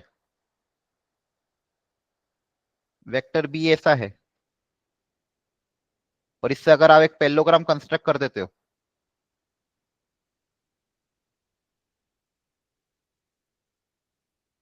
तो इस पेलोग्राम का ये एक डायगोनल हो जाएगा ए प्लस बी, इधर यहां से यहां की तरफ। और दूसरा डायगोनल क्या डिनोट करेगा? दूसरा डायगोनल क्या डिनोट करेगा? इधर से ए माइनस बी। Understood everyone? बोलो। तो इससे आपको बस Yes, थोड़ा sir. सा अगर आप ये क्या कहते हैं रिजल्टेंट निकालना आ जाएगा तो फिर कोई दिक्कत नहीं, तो थोड़ी उसकी प्रैक्टिस कर लेते हैं। एक बार आप करो। जैसे मान लो ये एक वेक्टर है,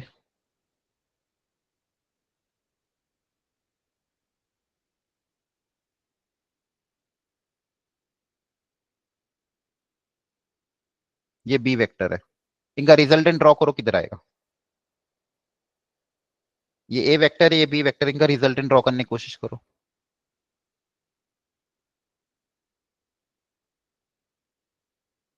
ये मान लो दो वेक्टर है, इनका रिजल्टेंट ड्रॉ करो।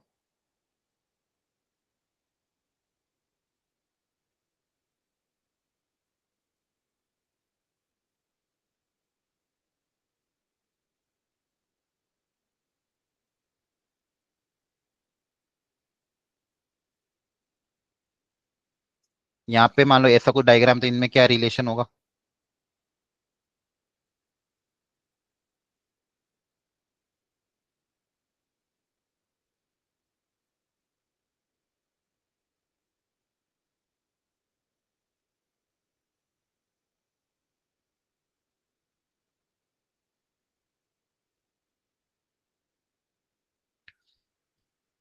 इनमें क्या रिलेशन होगा? तो देखो फर्स्ट वाले केस पे ये ए है, ये बी है, तो किसी एक को पैरेलली डिस्प्लेस कर देते हैं, तो बी को पैरेलली डिस्प्लेस कर दिया, ये ए ये बी, तो रिजल्टेंट ऐसा दिखेगा। Yes sir. Very good. Second वाले केस में ये ए है, बी को ऊपर की तरफ शिफ्ट कर देते हैं, तो ये ए ये बी, तो रिजल्टेंट कैसा होगा? ऐसा। Yes sir. इनमें बताओ क्या रिलेशन है? इस डायग्राम को देख के कौन किसका रिजल्टेंट है, कौन किसका एडिशन है? C vector plus B vector equal to A vector. हाँ, सी से बी की तरफ गए, फिर ये अपोजिट दिख रहा है, तो C plus B equal to A vector, हाँ है ना? Yes sir. यहाँ पे बताओ Q plus R equals P. Q plus R equal to P vector, हाँ है ना? अब देख के पहचान लोगे, तीन अगर दिए तो कौन किसका रिजल्टेंट होगा। क्लियर है? अंडरस्टूड? यस और no? Yes yes sir. Sir. ठीक है, तो यहाँ पे हमने देखा पैरेललोग्राम में कि ये ए वेक्टर है, मान लो ये आपका बी वेक्टर है, इससे अपन ने एक पैरेललोग्राम बना लिया, तो यहां से यहाँ आपका हो जाएगा A plus B, parallelogram law of addition. ठीक है, इसको बोलते हैं parallelogram law of addition. Triangle law से ही हमने प्रूव किया। क्लियर है? Understood everyone? Yes sir. अच्छा, यहाँ पे commutative property A plus B करो या बी प्लस ए करो, सेम ही बात है ना? कम्यूटेटिव प्रॉपर्टी होल्ड करती है एडिशन में। A vector plus B vector is same as B vector plus A vector, दोनों में कोई अंतर नहीं है। ठीक है, जैसे मैट्रिक्स में ए मैट्रिक्स प्लस बी, मैट्रिक्स में भी एडिशन, कम्यूटेटिव एडिशन होल्ड करता है। ए प्लस बी करो या बी प्लस ए करो, आंसर सेम ही आता है। ठीक है, एसोसिएटिव प्रॉपर्टी भी यहाँ पे एप्लीकेबल है। ए प्लस बी प्लस सी ब्रैकेट में अगर चेंज कर दोगे तो भी आंसर में कोई चेंज नहीं आएगा। क्लियर है? डायग्राम से भी आप समझ के कर सकते हैं, लेकिन बस लॉजिकली भी क्लियर है। ठीक है, okay. Component of the vector already मैंने आपको बताया था, एक्स के अलोंग, वाई के अलोंग, जेड के अलोंग क्या होता है। जैसे मान लो एक्स के अलोंग ये है, वाई के अलोंग ये है, जेड के अलोंग ये है। ठीक है, ये इनके कंपोनेंट है, सबका मैग्नीट्यूड मान लो 1 है। ठीक है, तो वेक्टर क्या डिनोट करता है? मैग्नीट्यूड इनटू डायरेक्शन, है ना? तो एक्स के अलोंग 1 यूनिट है, तो उसको बोल मैग्नीट्यूड कितना हो जाएगा? 1, और डायरेक्शन क्या होता है? A cap. बी वेक्टर क्या हो जाएगा? मैग्नीट्यूड इनटू डायरेक्शन, और C vector magnitude into direction. ये आपको पता है ये मैग्नीट्यूड कैसे निकालते हैं। ठीक है, डायरेक्शन बोलेंगे आई कैप, जे कैप और के कैप। ए के अलोंग आपको बोलोगे आई, एक्स के अलोंग बोलोगे आई कैप, वाई के अलोंग बोलोगे जे कैप, और जेड के अलोंग हो जाएगा के कैप। तो यहाँ पे आपका वेक्टर ए क्या हो जाएगा? 1 आई कैप, बी 1 जे कैप, और वेक्टर सी क्या हो जाएगा? 1 के कैप। और अगर मान लो पोजीशन वेक्टर पूछेंगे तो भी आप निकाल सकते हो। क्लियर है? यस जैसे यहाँ पे पॉइंट है x comma y comma z, तो एक्स के अलोंग मैग्नीट्यूड कितना है? एक्स, वाई के अलोंग वाई है, जेड के अलोंग जेड, तो आपको ऑलरेडी मैंने सिखाया था। एक्स के अलोंग क्या हो जाएगा? X i cap, y j cap, Z k cap. तो अब इनका रिजल्टेंट पहले ओडी निकाल लोगे, तो ओडी क्या हो जाएगा?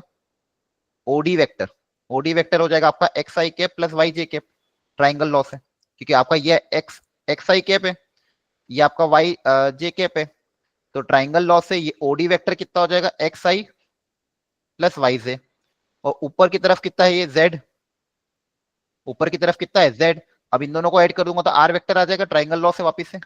ओडी प्लस डीपी वेक्टर क्या हो जाएगा? OP vector. तो x i cap plus y j cap plus z k cap, तो ये जितना भी सब आया सब triangle law of vector addition से आया है। Understood everyone? Yes, sir. Yes. ठीक है, Yes. Yes, एक sir. ही विजुअलाइज करके दिखा है। Find the unit vector in the direction of this, पता कर लो जल्दी से, इंपॉर्टेंट है। इस छोटी छोटी चीजें आगे जाके सारे बड़े क्वेश्चंस में यूज होगी। Find the unit vector in the direction of this. तो √11 से डिवाइड कर दो। ठीक है, तो रूट Yes, sir. 11 से आप डिवाइड कर दोगे तो आपका एक्स वाई जेड तीनों का कंपोनेंट अलग अलग निकालना। तो 3/√11 आई कैप प्लस 1/√11 जे कैप प्लस 1/√11 के कैप। क्लियर है? Yes, sir. Yes, sir. Yes, ऐसा sir. दिखेगा, ध्यान रखना, तीनों का अलग अलग सेपरेट है। तो एक्स का कंपोनेंट क्या हो जाएगा यूनिट वेक्टर का? 3/√11, वाई कंपोनेंट 1/√11, जेड कंपोनेंट क्या है? 1/√11। अंडरस्टूड? यूनिट वेक्टर सब लोग निकाल लोगे? Yes, sir. ठीक है, इसको आगे बहुत ज्यादा यूज करेंगे हम। ए वेक्टर पता है, बी वेक्टर पता है, एडिशन कैसे करोगे? आई का आई के साथ एडिशन, जे का जे के साथ, के का के साथ, ध्यान रखना। क्लियर है? अंडरस्टूड? Yes, माइनस भी करना हो तो आई माइनस आई, जे माइनस जे, के का के में से माइनस करना। इक्वल करोगे तो आपस में इक्वल होना। अगर दो वेक्टर आपस में इक्वल है तो उनके आई कैप जे कैप और के कैप के कंपोनेंट आपस में क्या होंगे? इक्वल होंगे, तभी दो वेक्टर आपस में इक्वल होंगे, है ना? कभी अगर दो वेक्टर को इक्वल दिया हुआ है तो आई कैप का आई कैप के साथ इक्वल कर दो, जे का जे के साथ, के का के साथ। क्लियर है? और आपको पता है मल्टीप्लीकेशन बाय स्केलर, स्केलर से डायरेक्ट मल्टीप्लाई कर देना तो हर एलिमेंट मल्टीप्लाई हो जाएगा। क्लियर है? उसमें कोई दिक्कत नहीं है, सब आसान आसान चीज है।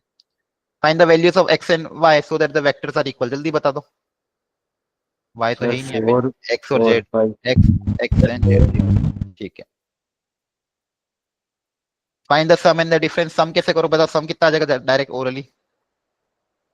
Minus Then I cap. minus I cap. Plus J cap. Cap minus Minus plus 6 6 cap and then set plus plus 30 cap. plus 10 cap.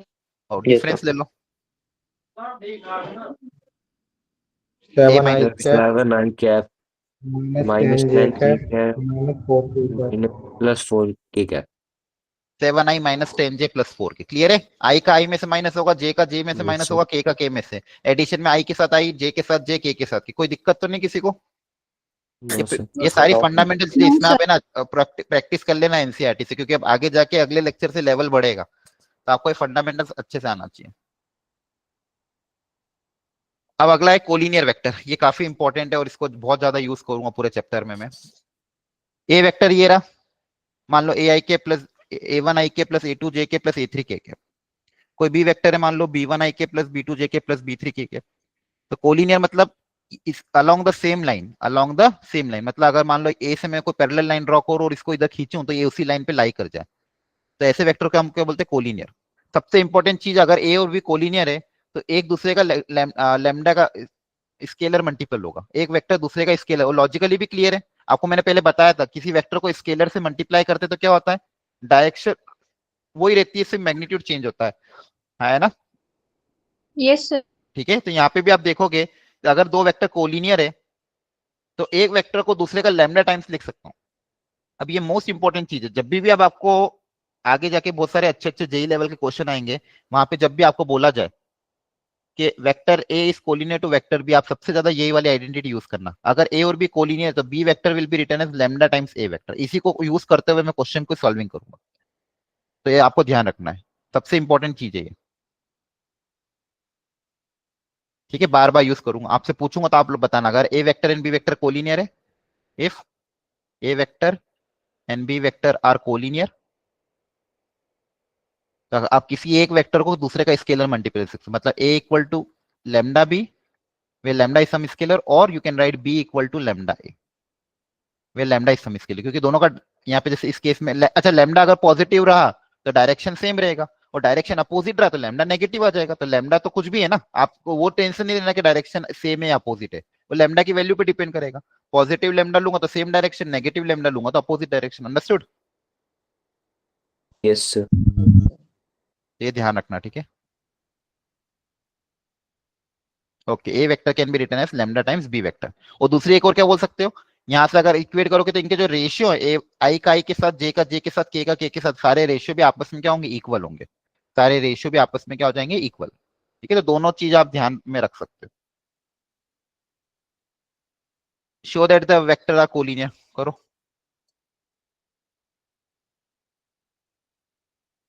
The minus 2 lambda. Vector को कोलिनियर प्रूव करना है आपको। क्या ये वेक्टर कोलिनियर है क्या? Yes, sir. Yes, sir. ठीक है। सर इनके तीनों का रेशो 1। लैम्डा की वैल्यू हाँ। -2 है। ओके, आपके यहाँ पे आई कैप जे कैप और के कैप, यहाँ से -2 कॉमन निकाल लोगे तो दूसरा वेक्टर बन जाएगा। बी वेक्टर में से -2 कॉमन निकाल लोगे तो ए वेक्टर, तो B vector can be written as minus times 2 into A vector. तो लैम्डा कितना हो गया? -2। मतलब बी वेक्टर को -2 टाइम्स, तो डायरेक्शन इनकी क्या होगी? अपोजिट होगी। और ये वेक्टर कोलिनियर भी है। दूसरा क्या था? इनके आई कैप जे कैप और के कैप के रेशियो से भी आप इक्वेट कर सकते थे। हाँ, है ना? Yes, sir. अंडरस्टूड? ठीक है। Yes sir. इसको और डिटेल में आगे फिर से देखेंगे, इन पे बहुत सारी थ्योरम्स और भी आती है। ठीक है। अच्छा, मुझे डाउट्स आपके हैं क्या कोई? तो पहले वो पूछ लो। एनीवन? इनवर्स ट्रिग्नोमेट्रिक फंक्शन या फिर मैट्रिसेस डिटरमिनेंट में कोई क्वेश्चन ऐसा जो डाउट रहे क्या हो? Yes sir. हाँ, पूछो कौन सा है,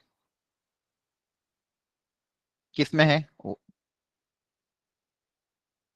तो जल्दी से एक बार निकाल लो। अगर नहीं हो तो हम या तो आगे पढ़े, और हो तो जल्दी पूछ लो। सर इनवर्स ट्रिग्नोमेट्रिक का 11th क्वेश्चन। 11 क्वेश्चन, एक सेकंड मैं एक बार ओपन कर देता हूँ जल्दी से। यस बाकी लोग भी एक बार फटाफट देख लो, जिसके 2 डाउट्स है फटाफट निकाल के देख लो, टाइम होने वाला है फटाफट। सर तो जो भी आपके डाउट्स हो आप निकाल के रख लो और फिर क्लियर कर लो। सबसे पहले इनवर्स ट्रिग्नोमेट्री वाली पीडीएफ में पूछ लो। इनवर्स ट्रिग्नोमेट्रिक वाली पीडीएफ में क्या पूछा आपने? 11th? सर 9th ही बता दो। Yes sir. Okay, 9th and 11th, ठीक है। आंसर 13th वाला में। ओके, तो सबसे पहले 11th देख लो। तो 11th में ये एक कॉट इनवर्स की सीरीज थी, जैसा कि हमने ऊपर क्वेश्चन किया था ना 6th वाला, जिसमें कॉट इनवर्स को tan इनवर्स में बदल के tan inverse x minus y upon 1 plus x y किया था। सेम यहाँ पे भी आपको करना है। यहाँ पे आपको पहले जनरल टर्म पता करना पड़ेगा। Cot inverse 7/9 plus cot inverse की जब भी सीरीज आए इसको n के टर्म्स में लिख लिया करो, और फिर उसको tan इनवर्स में बदल दो, क्योंकि आपका जितना भी फॉर्मूला है सब कुछ tan इनवर्स के टर्म्स में, याद है ना? Yes, sir. 69/4, और ये जाता जा रहा है। सर 67 है। 67 है, अच्छा ठीक है, थैंक यू। तो अब सर चाहो फर्स्ट में भी 4 है, वहां पर 9 नहीं सर। 7/4 है क्या? Okay, thank you. ओके, और देख लेना, क्रॉस चेक कर लेना कहीं गलती हो तो, ठीक है। अब इसकी आपको पहले जनरल टर्म पता करनी पड़ेगी कि इसकी जनरल टर्म क्या आएगी बेसिकली। अब देखो ऊपर क्या बन रहा है सीरीज, ध्यान से देखो, 7, 19, 39, 67, ये नीचे तो 4 बन रहा है, उसमें कोई दिक्कत नहीं, लेकिन ऊपर वाली सीरीज में क्या पैटर्न बन रहा है पहले वो ढूंढना पड़ेगा। 7, 19, 39 और 67, तो इनमें क्या पैटर्न है पहले ये देखते हैं। जब भी पैटर्न ढूंढना हो तो सबसे पहले ये देखा करो कि इनके डिफरेंस में कुछ पैटर्न बन रहा है क्या। तो डिफरेंस में पैटर्न देखते हैं। अभी फिलहाल तो ये एपीजीपी तो कुछ नहीं ना, चेक कर लो, एपीजीपी तो नहीं है कहीं, एपी तो नहीं है ये, No, sir. एपी नहीं है, ठीक है। इन दोनों का डिफरेंस कितना आ रहा है? Sir, sir 12. 12। इनका डिफरेंस Sir, 20. 20, अच्छा। इनका डिफरेंस Sir, 28. 28। तो देखो क्या डिफरेंस में पैटर्न है, यस है ना? डिफरेंस जो है वो एपी में आ रहा है, कॉमन डिफरेंस 8 के साथ, Yes. ठीक है। Yes. तो ये वो वाले क्वेश्चन होंगे जहाँ पे डिफरेंस अच्छा होता है। तो ऐसे कैसे करते हैं हम, इसको पहले एस मान लेते हैं, इस पूरी सीरीज का सम क्या मान लेते हैं? एस। तो सीरीज को ऐसे लिख दोगे आप। जनरल टर्म निकालने का तरीका ये होता है, ध्यान रखना, डिफरेंस अच्छा है ना तो हम डिफरेंस निकालने की कोशिश करेंगे। इसका मान लो nth टर्म यहाँ पे कहीं आएगा, इस सीरीज को मैंने ऐसे लिख दिया, क्लियर है? इसी एस को एक बार और लिखूंगा, एक शिफ्ट करके, एक बार पहले भी किया होगा हमने, एक शिफ्ट करके आप लिखोगे 7 यहाँ पे, 19 यहाँ पे, 39 यहाँ पे, और nth टर्म इसके आगे शिफ्ट हो जाएगा। यहाँ तक समझ में आ गया सबको? Yes sir. अब मुझे क्या Yes, चाहिए? sir. डिफरेंस चाहिए, क्योंकि डिफरेंस अच्छा है तो मैं दोनों का डिफरेंस ले लूंगा। जैसे डिफरेंस लोगे एस माइनस एस आपका 0 आ जाएगा, 7 एस इट इज नीचे उतर जाएगा। अब ये जो बचे हुए टर्म्स है इनका डिफरेंस आपने ऑलरेडी अभी निकाल रखा है। इन दोनों का डिफरेंस है 12, इन दोनों का डिफरेंस कितना है 20, इन दोनों का डिफरेंस कितना है 28, ये जाएगा यहाँ तक। और वो जो an है उसका साइन चेंज हो जाएगा, क्योंकि आप सब्सट्रैक्ट करो तो नीचे वाले का साइन चेंज होता है, नीचे वाले टर्म्स का, इनका सबका साइन माइनस में हो जाएगा।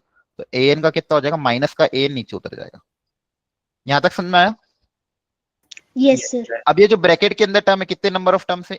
नंबर ऑफ टर्म्स कितने? देखो यहाँ से स्टार्ट हो रहा है और इसके एक पहले तक जा रहा था, n-1 टर्म्स है, ध्यान रखना Yes, sir. ब्रैकेट के अंदर जो भी सब्सट्रैक्ट होता है ना यहाँ से लेके यहाँ तक, ये कितने टर्म्स होते हैं n-1, क्योंकि आखिरी वाली टर्म तो आगे शिफ्ट हो गई, तो ये कितनी टर्म्स है n-1 टर्म्स। तो बेसिकली क्या sum of n-1 terms of AP Yes, है sir. ना। तो Yes, इसका sir. इसको अब अलग से निकाल लो, साइड में कैलकुलेट कर लो। तो 12 + 20 + 28 अप टिल n-1 टर्म्स। तो sum of n terms of the AP का फॉर्मूला अप्लाई कर दो। Sum of n terms of the AP का फॉर्मूला क्या n/2, n कितना है n-1, n की जगह n-1 2a प्लस n की जगह वापस n-1 n-1 into d। Sum of n terms of AP का फॉर्मूला अप्लाई किया, आपको समझ में आ रहा है? Yes, sir. ठीक है, Yes. ये 2 देखो कॉमन आके कैंसिल हो जाएगा, तो यहाँ पे बचेगा 4। ब्रैकेट क्या बनेगा n-1, यहाँ बनेगा 12 प्लस n-2 इंटू 4। इसको सिंप्लीफाई करोगे तो आएगा n-1, अंदर कितना आ जाएगा 4 कॉमन आ जाएगा, क्या बचेगा 3 प्लस n-2, तो n+1 चेक करना है ना, एक बार Yes, cross sir. Yes, sir. तो आ जाएगा 4n² - 1। अंडरस्टूड? Yes, sir. ये सम ऑफ n टर्म्स का फॉर्मूला अप्लाई किया और कुछ भी निकल लेना खुद से। अब यहाँ पे वैल्यू पुट अप कर दो। अब देखो ये -an इधर जाके +an हो जाएगा, -an को इक्वल टू के उधर भेजोगे, -an उधर जाके हो जाएगा +an इक्वल टू 7 प्लस ये सम कितना है 4n² - 1। ये पूरे सम की वैल्यू आ गई अपने पास 4n² - 1। तो इसको सिंप्लीफाई करोगे तो जनरल टर्म आपके पास कितना आ जाएगा 4n² -4 + 7 कितना आ जाएगा प्लस का 3। ये आपके जनरल टर्म आ गए।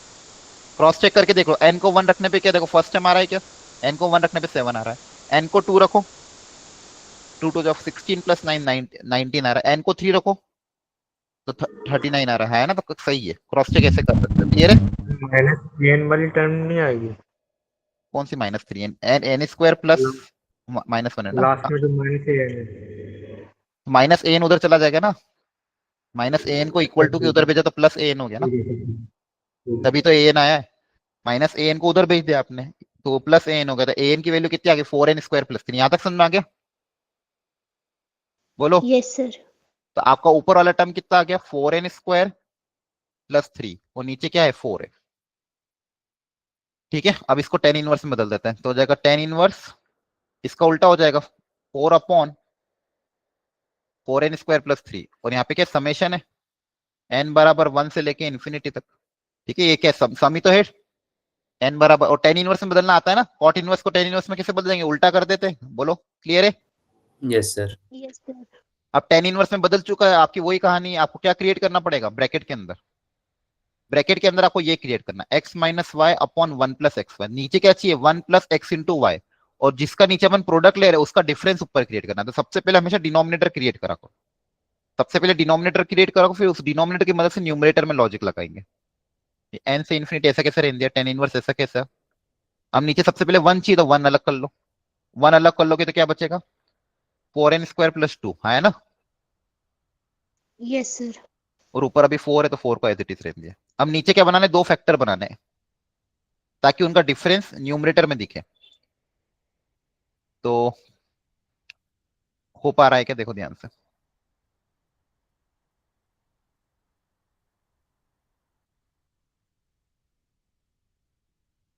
इसके 2 फैक्टर, इसमें से कुछ कॉमन आ रहा है या फिर 2 फैक्टर क्या हो रहा है, यहाँ पे 4n² + 2 आ रहा है क्या, ये कैलकुलेशन सही थी ना, 4n² + 3 अपॉन में 4। सर वो 4 नीचे डिवाइड करेंगे। हाँ डिवाइड करोगे तो भी हो जाएगा, सही है। डिवाइड करने पे पर फिर 1 की जगह क्या लिखोगे आप, सर 1 तो आएगा सर, जो बाकी टर्म होगी वो 1/2 में बन जाएगी सर। अगर आप 4 से नीचे डिवाइड करोगे तो यहाँ 1/4 आएगा, यहाँ बनेगा n² + 1/2 + 1/4। ये इस तरह से क्रिएट नहीं हो रही क्या, या फिर कुछ अच्छा पैटर्न बन रहा है क्या, देखो ध्यान से। चलो 1 अपॉन अगर 4 से डिवाइड करोगे तो क्या बनेगा n², n का टर्म तो है ही नहीं यहाँ पे क्या बनेगा 3/4 ना। Yes sir.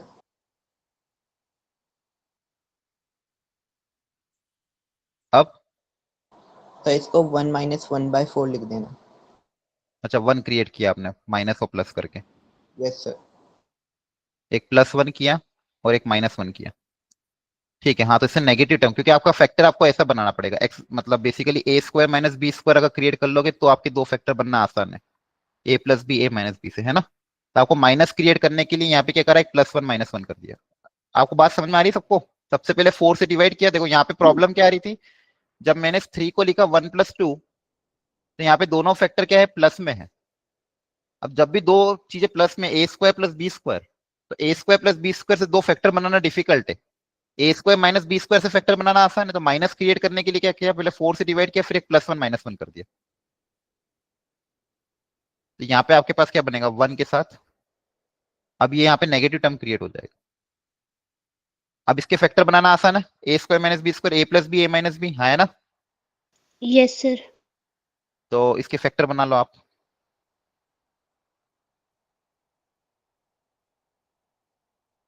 ये हो जाएगा n - 1/2 इंटू n + 1/2। क्लियर है। Yes, sir. और इन दोनों का डिफरेंस लोगे तो n कैंसल, 1/2 + 1/2 1 ही आएगा, तो इन दोनों का डिफरेंस भी ऊपर आ गया। इस चीज को आप वापस आगे लिख लेना, क्या, summation tan inverse 1/1 + n + 1/2 into n - 1/2। अब इनका 1 की जगह क्या लिख दोगे, n + 1/2 माइनस ऑफ n - 1/2। ये 1 ही तो है। अब इसका फॉर्मूला आपके पास बन गया tan inverse x - tan inverse y, tan inverse x - tan inverse y। Clear है। अब यहाँ Yes, पे आप sir. अप्लाई कर देना 1 से इन्फिनिटी। अब जैसे जैसे आप रखोगे आपकी वो टर्म्स अल्टरनेट कैंसिल होती जाएगी, जैसे पिछली बार हुई थी। आप कर लोगे आगे solve. Yes, sir. Yes, Continue. sir. ठीक है, नेक्स्ट जल्दी पूछो, अगला कौन सा था आपका, सर 10th बता देना। 10th वाला। सर 14। 14 भी ठीक है। एक 9th भी पूछा था, देखो 9th में डोमेन है, हल्का सा हिंट दे रहा हूँ। 9th वाला जिसने पूछा था 9th, एक बार और ट्राई कर लेना। एक सेकंड, पेज और ऐड करना है। 9th 10th और 14th। 9th में पूछा था डोमेन क्या होगी, तो जो भी साइन इनवर्स के अंदर क्वांटिटी लिखी हुई है, क्या दी हुई है, mod x + 5 अपॉन x² + 1, ये किसके बीच में लाई करनी चाहिए बताओ, -1 से Sir, 1। -1 से 1. -1 से 1। अच्छा यहाँ पे अगर आप थोड़ा सा ऑब्जर्व करोगे, क्या यहाँ पे सारी चीजें पॉजिटिव ही है, मॉड भी है, Yes, sir. +5 नीचे Yes, भी sir. ऑल पॉजिटिव है, मतलब ये तो हमेशा पॉजिटिव ही है। तो इसको आप ऐसा भी लिख सकते हो। तो ये किसके बीच में लाई करना चाहिए, 0 से 1, है ना, क्योंकि सारी चीजें ऑलरेडी पॉजिटिव ही है। तो आपको सिर्फ एक ये ये <1 वाला सॉल्व कर लो अच्छे से, mod x + 5 अपॉन x² + 1 <= 1। इसको कैसे सॉल्व करोगे, अब यहाँ पे देखो मॉड है, यहाँ पे नहीं, यहाँ पे मॉड है, तो आपको पहले दो केसेस बनाने पड़ेंगे। केस 1, क्योंकि मॉड को भी तो डिफाइन करना है। केस 1 क्या, अगर x पॉजिटिव है, x क्या है, अगर आपने माना पॉजिटिव, तो आपका x पॉजिटिव है, तो mod x क्या होगा, मतलब बेसिकली mod x x की तरह ओपन हो जाएगा। Yes sir. Yes. Initial case क्या मान लिया अपने x पॉजिटिव। अब इसको सॉल्व कर लो, तो ये हो जाएगा x + 5 अपॉन x² + 1 <= 1। अब इस 1 को उधर भेज देना, या फिर आप क्रॉस मल्टीप्लाई भी कर सकते हो खैर, क्योंकि पॉजिटिव क्वांटिटी से क्रॉस मल्टीप्लाई करने पे चलो आप आदत बिगाड़ो मत, आप 1 को इधर भेज दो। एक काम करो, क्रॉस मल्टीप्लाई भी इस केस में कर सकते थे क्योंकि पॉजिटिव नंबर था, है ना। बाकी आप इधर 1 को भेज दोगे, एलसीएम ले लोगे, इसको सॉल्व कर पाओगे आप इनइक्वालिटी बना के, हाँ है ना। जो भी आंसर आएगा उसको इनिशियल से सेटिस्फाई करके देखना, इनिशियल और इसका आंसर का वापस आपस में क्या लोगे, इंटरसेक्शन। क्लियर है। एक ये पार्ट हो गया। Yes, और sir. एक पार्ट और सॉल्व क्या करना पड़ेगा, दूसरा केस इसका, जब x अगर नेगेटिव हो जाए, x अगर नेगेटिव है तो mod x को नेगेटिव ओपन करोगे, और वापस इसको सॉल्व करना है। यहां से भी जो आंसर आए और इस आंसर का आपस में क्या लोगे, इंटरसेक्शन। अब या तो ये होगा या तो ये होगा, या तो x पॉजिटिव होगा या तो x नेगेटिव होगा, दोनों में या की कंडीशन, मतलब दोनों में और की कंडीशन है, तो आपस में क्या होगा, यूनियन। दो केसेस का जनरली आपस में क्या होता है, यूनियन। क्योंकि आपका x या तो पॉजिटिव होगा या फिर नेगेटिव होगा ना, वैसे ही तो बोलोगे, आइदर इट इज पॉजिटिव और नेगेटिव, तो आपस में क्या लोगे आप इसको, union. Understood? Yes, sir. Okay, ठीक है। अब आपने पूछा था 10th।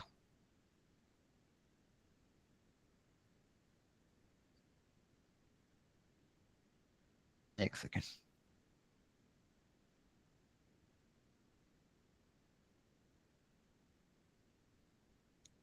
टेंथ देख लो क्या है टेंथ में। The value of cot inverse क्या है, under root of 1 plus ten square 2 -1 upon ten 2। एक ये है, और दूसरा क्या है, माइनस कॉट इनवर्स में under root of 1 plus ten inverse. अच्छा, इसको देख के सबसे पहले मन में थॉट क्या आता है आपके पास? सर उसको स्टैक में कन्वर्ट करना, हाँ देखो, ब्रैकेट को टेन टू सीरियल में। टेन इनवर्स में कन्वर्ट करो और tan inverse x plus ten inverse y या tan inverse x minus tan inverse y का फॉर्मूला लगाओ, ये दिमाग में आता है। लेकिन एक चीज यहाँ पे ध्यान रखना, अगर आप ये वाली थ्योरम लगाते हो, मतलब ये सॉरी थ्योरम क्या, ये वाली प्रॉपर्टी लगाते हो, cot inverse x equal to ten inverse 1/x, तो क्या ये हर बार लगा सकते हैं क्या?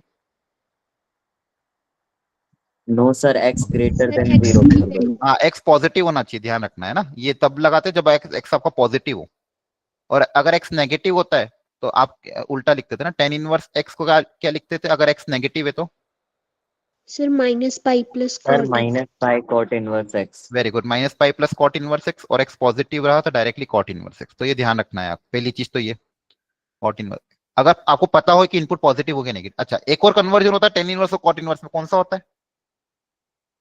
एक और तरीका है टेन को कॉट में कन्वर्ट करने का, pi by sir pi two by 2 pi by 2। उसमें कोई दिमाग लगाने की जरूरत नहीं है, क्योंकि यहाँ पे इनकी डोमेन तो ऑल रियल नंबर होती है ना, यहाँ तो डायरेक्ट कर सकते हो, यस सर। पॉजिटिव और नेगेटिव कुछ फर्क नहीं पड़ता यहाँ।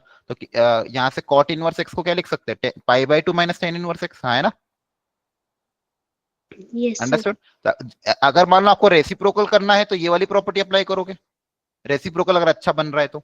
और मान लो अगर आपको पॉजिटिव नेगेटिव में दिक्कत आ रही है कि ये पॉजिटिव भी हो सकता है नेगेटिव हो, तो नहीं समझ में आ रहा है, तो फिर आप ये वाली प्रॉपर्टी अप्लाई करना। पहली चीज तो ये एक तो थोड़ा ध्यान रखना है सबको। क्लियर हो गया यहाँ तक? बोलो। सर वहाँ पर tan स्क्वायर 1/2 है। टेन स्क्वायर, अच्छा सॉरी, एक बार पे कहाँ पे, टेन स्क्वायर 1/2, अच्छा ठीक है। और नीचे भी क्या है, टेन तो नीचे 1/2, से ठीक है। Clear everyone? Yes sir. अगर आपको देखो यहाँ पे अगर पता चल जाए कि पॉजिटिव है तो डायरेक्ट कर सकते हो, जैसे ये यहाँ पे तो कोई दिक्कत नहीं है, तो पॉजिटिव दिख रहा है ना, और यहाँ पे ये भी क्या है, पॉजिटिव ही है, तो आप डायरेक्ट रेसिप्रोकल भी कर सकते हैं यहाँ पे। क्लियर है? समझ में आ रहा है? Yes sir. तो आप लोगों ने कैसे किया था इसको, टेन इनवर्स में बदल के किया था या फिर और कोई तरीका अपनाया था? सर इसको सीकेंट स्क्वायर x लिख लेंगे सर। अरे हाँ, ये भी तो दिख रहा है, अरे ये वो वाला फॉर्मूला हो गया, फिर तो खत्म हो गया खेल इसका। तो देखो ये क्या बन गया, secant theta -1 upon tan theta, angle भी सेम है, ये तो बहुत स्टैंडर्ड आइडेंटिटी हो गई। फिर ये क्या हो जाएगा, 1 कॉस थीटा माइनस, हाँ ये ऑब्जर्वेशन भी कर सकते थे, इनपुट सेम है ना, 1 plus ten square secant square हो जाएगा। क्लियर है?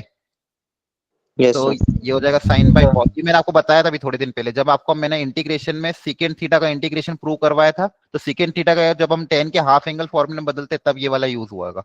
यहाँ पे ये कितना आ जाएगा, 1 minus cos theta by sine theta, है ना? अब इसको यस स्टैंडर्ड फॉर्मेट में लिखो, 1 माइनस कॉस थीटा को क्या लिखोगे, 2 cos square theta by, sorry 2 sine square theta by 2।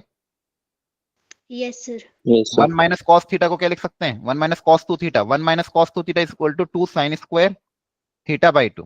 और साइन थीटा को लिखोगे आप sine theta by 2 cos theta by 2। तो यहाँ से क्या कन्वर्ट हो जाएगा, 2 2 कैंसिल, साइन से साइन कैंसिल, ये कितना आ जाएगा, टेन थीटा बाई 2। क्लियर है? Yes yes. सर। तो ये जो क्वांटिटी है इसको आप क्या लिख सकते हो, बेसिकली टेन थीटा बाई 2, है ना? तो ये कितना आ जाएगा, थीटा कितना था आपका 2, तो ये कितना आ जाएगा आपका कॉट इनवर्स tan ऑफ 1 आया ना। Yes sir. Yes, sir. आप कर लोगे सॉल्व, इसी तरह से इसको भी कन्वर्ट कर लेना। इधर भी क्या है, second theta plus 1 upon tan theta, इसको भी करोगे तो आ जाएगा 1 plus cos theta upon sine theta. 1 plus cos theta को क्या लिखोगे, 2 cos square theta by 2 upon 2 cos theta by 2 sign theta by 2। तो यहाँ पे भी 2 2 कैंसिल, कॉस कॉस कैंसिल हो जाएगा, कॉट थीटा बाई 2। क्लियर है। Yes, sir. तो कॉट थीटा बाई 2, थीटा कितना था यहाँ पे 1/2, थीटा की जगह क्या आएगा 1/2, 1/2/2 कितना हो जाएगा 1/4। अब सॉल्व कर लेना, ये याद रखना, ये बहुत काम आता है बार बार, ठीक है। अगला कौन सा पूछा था, अगला कौन सा था 13 भी वापस करना कोशिश। 13 में वो एक ग्रेटेस्ट इंटीजर आ रहा है, ठीक है। दो केस बनाना पड़ेंगे, एक सेकेंड। क्या है, second inverse twice of greatest integer of x plus का 1। सेकेंड देखो, सेकेंड इनवर्स में क्या कंडीशन होती है, एक तो ग्रेटर देन 1 होना चाहिए और लेस देन -1 होना चाहिए, हाँ है ना। Yes, Yes, sir. Second inverse का क्या होता है, जो भी इनपुट है should be greater than 1 union less than -1, ठीक है। एक तो ये, और आपको अगर कंफ्यूजन हो, नहीं समझ में आता हो, तो आप कॉस इनवर्स में बदल के -1 से 1 के बीच में भी कर सकते हो। क्लियर है। इसको सेकेंड इनवर्स को कॉस इनवर्स में बदल दो, सेकेंड इनवर्स को कॉस इनवर्स में बदलना डायरेक्ट कर सकते हैं, डायरेक्ट उल्टा कर दोगे, फिर कॉस इनवर्स के अंदर वाली क्वांटिटी क्या होगी -1 से 1 के बीच में, वो भी कर सकते हो। अंडरस्टूड। अब इसमें इनइक्वालिटी आ गई, इनइक्वालिटी का सॉल्व करना सिखाया था आपको मैंने। Twice of greatest integer of x, ये कितना आ जाएगा, greater than equal to 0, greatest integer of x greater than equal to 0। अब ग्रेटर देन इक्वल टू 0 में कौन कौन सी वैल्यू आती है आपको पता ही है ना, 0 1 2 and so on up till infinity. तो मैक्सिमम इंफिनिटी तक जाएगा, और 0 कब बनेगा, 0 से इंफिनिटी। क्लियर है।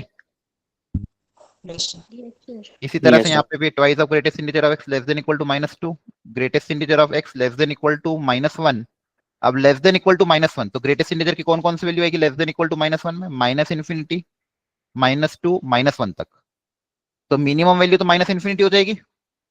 अब -1 बनाने के लिए कहां तक जाओगे, देखो ग्रेटेस्ट इंटीजर ऑफ माइनस, 0 पे ओपन। 0 तक. तो देखो आपको मैंने कैसे सिखाया था, -1 को एज इट इज लिख दो, इसमें +1 कर दो और ओपन रख दो, तो 0 पे ओपन। और ये आपको याद है जब ये चैप्टर मैंने आपको पढ़ाया था, greatest integer of x equal to 5 है, तो एक्स कहां से कहां तक लाई करेगा, 5 से इसमें +1 करोगे तो 6 open bracket. Greatest integer of x equal to -3 है, तो कहां से कहां तक लाई करेगा, -3 में +1 ऐड करोगे तो -2 तक। क्लियर है। Yes, sir. ओके।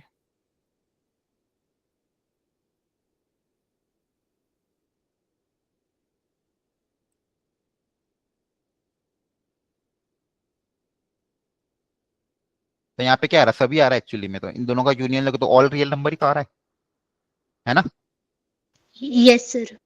ठीक है, चलो क्या टाइम हो गया है, जल्दी देखो। चलो 14 पूछा था ना अगला, 14 अच्छा क्वेश्चन है, सब लोग देखो ध्यान से। 14 में क्या है, ये जो स्क्वायर वाले हैं ना, ये आते रहते हैं, मतलब कॉसेक, मतलब कभी कभी डोमेन रेंज वगैरह ऐसा कुछ पूछ लेते हैं। इस केस में क्या पूछा है, using the principal value of inverse trigonometric function the sum of the maximum and the minimum, मतलब आपको इसका मैक्सिमम और मिनिमम वैल्यू निकालना है और उसका सम करना है। क्वांटिटी क्या है, सेकेंड स्क्वायर एक्स का whole square plus cosec inverse x का होल स्क्वायर। ये जो क्वांटिटी है, मान लो ये कुछ है एल, इस एल की आपको मैक्सिमम और मिनिमम वैल्यू पता करनी है, ठीक है। तो बेसिकली यहाँ पे है क्या, A square plus B square type है। A square plus B square को आप जनरली क्या लिखते हो, या तो ए प्लस बी का होल स्क्वायर -2ab, या फिर a माइनस बी का होल स्क्वायर -4ab, है ना। Yes, sir. और सेकेंड इनवर्स और कॉसेक इनवर्स में कोई रिलेशन होता है, Yes, sir.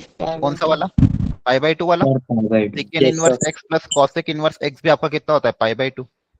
आप किसी एक को दूसरे में कन्वर्ट भी कर सकते हो, है ना, किसी एक एंगल को दूसरे एंगल में कन्वर्ट भी कर सकते हैं। तो मान लो इसको सिंपलीफाई कर लेते हैं, किसी एक को कन्वर्ट कर दो, इसको कुछ मान लो लैम्डा वगैरह कुछ थीटा मान लो, चलो ये अगर थीटा है आपका तो ये कितना हो जाएगा π/2 माइनस थीटा। Yes sir. ठीक है, इसको ओपन करने पे कितना आ जाएगा a square plus b square 2 theta square 2 square plus यहाँ से -2ab 2 पाई इंटू सॉरी पाई थीटा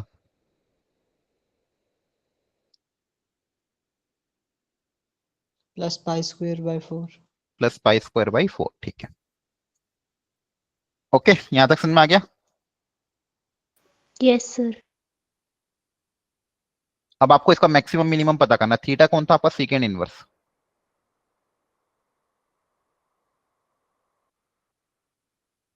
तो ये 2 थीटा, अच्छा ये तो क्वाड्रेटिक आ गई ना, सर 32 भी है। 32 भी है। 16 है सर, 16। अच्छा हाँ वो तो चलो, वो तो 16 है तो उससे कोई फर्क नहीं पड़ता, 16 तो लास्ट में मल्टीप्लाई कर देना। फिलहाल तो ये Yes. क्वाड्रेटिक भी है, खैर इसको भी हाँ 16 से मल्टीप्लाई करोगे तो और अच्छी दिखेगी। ये क्वाड्रेटिक एक हाँ है ना। Yes sir. यस अब इसकी मैक्सिमम मिनिमम कैसे निकालेंगे, थीटा कहां से कहां तक लाई करेगा, तो कोई ये इसके फैक्टर तो नहीं बन रहे होंगे ना। थीटा, अब ऑप्शन क्या क्या था आपके पास, ऑप्शन तो पाई स्क्वायर के टर्म्स में आ रहा है। ठीक है, आपको इसकी मैक्सिमम और मिनिमम वैल्यू पता करनी है। अच्छा एक काम और भी तो कर सकते हैं, मैक्सिमम मिनिमम निकालने के लिए एप्लीकेशन ऑफ डेरिवेटिव यूज कर लेते हैं, हाँ है ना, वो यस ज्यादा यस आसान है। इसको डिफरेंशिएट ही मार दो थीटा के रेस्पेक्ट में और मैक्सिमम मिनिमम पता कर लो। तो इसका थीटा के रेस्पेक्ट में डिफरेंशिएशन करोगे तो कितना आएगा ये 4 थीटा माइनस पाई, हाँ है ना, एक ही रूट आ रहा है इसका। क्लियर है, बोलो। Yes sir. 4 theta minus pi, differentiate को 0 से इक्वेट कर दो तो यहाँ से थीटा कितना आ जाएगा π/4 π/4। तो हो सकता है इसमें मैक्सिमम आए या मिनिमम आए, दोनों में से एक आएगा। आपको मैक्सिमम मिनिमम पता करना है, इसको डबल डिफरेंशिएट करके देख लो।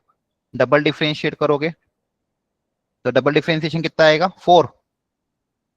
डबल डिफरेंशिएशन पॉजिटिव आ रहा है, मतलब क्या आएगा मैक्सिमम एक मिनिमा, मिनिमम मतलब ठीक, मतलब ये तो पता चल गया थीटा इक्वल टू π/4 पे मिनिमम आएगा, तो मिनिमम वैल्यू पता चल गई। क्लियर है यहाँ तक।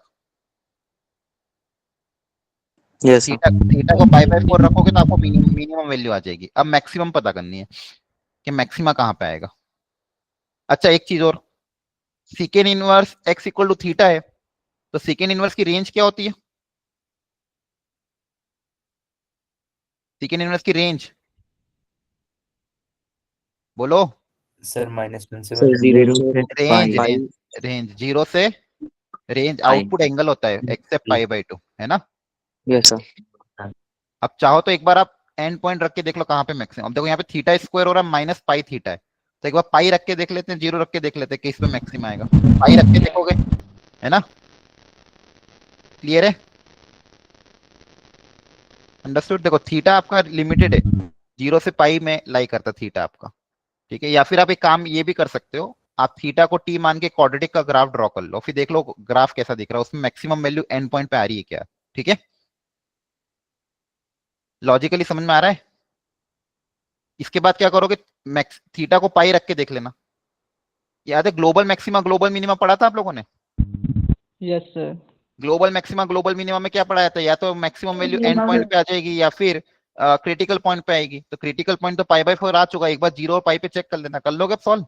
और दूसरा पाई तरीका से क्या है, maximum आ जाएगी हाँ दूसरा तरीका क्या है, इसको ग्राफिकली प्लॉट करके देख लो और देख लो कि कहाँ पे मैक्सिमम, 0 से लेके पाई के बीच में इस क्वाड्रेटिक को प्लॉट कर दो। अंडरस्टूड। ठीक है, अगला पूछो जल्दी से, मेरे क्लास का टाइम हो जाएगा अगली। बोलो इनवर्स ट्रिग्नोमेट्री में और कोई डाउट है। नो सर ठीक है, देखो अच्छा अच्छे थे क्वेश्चन सारे है ना, हर क्वेश्चन में अच्छा अच्छा कॉन्सेप्ट था।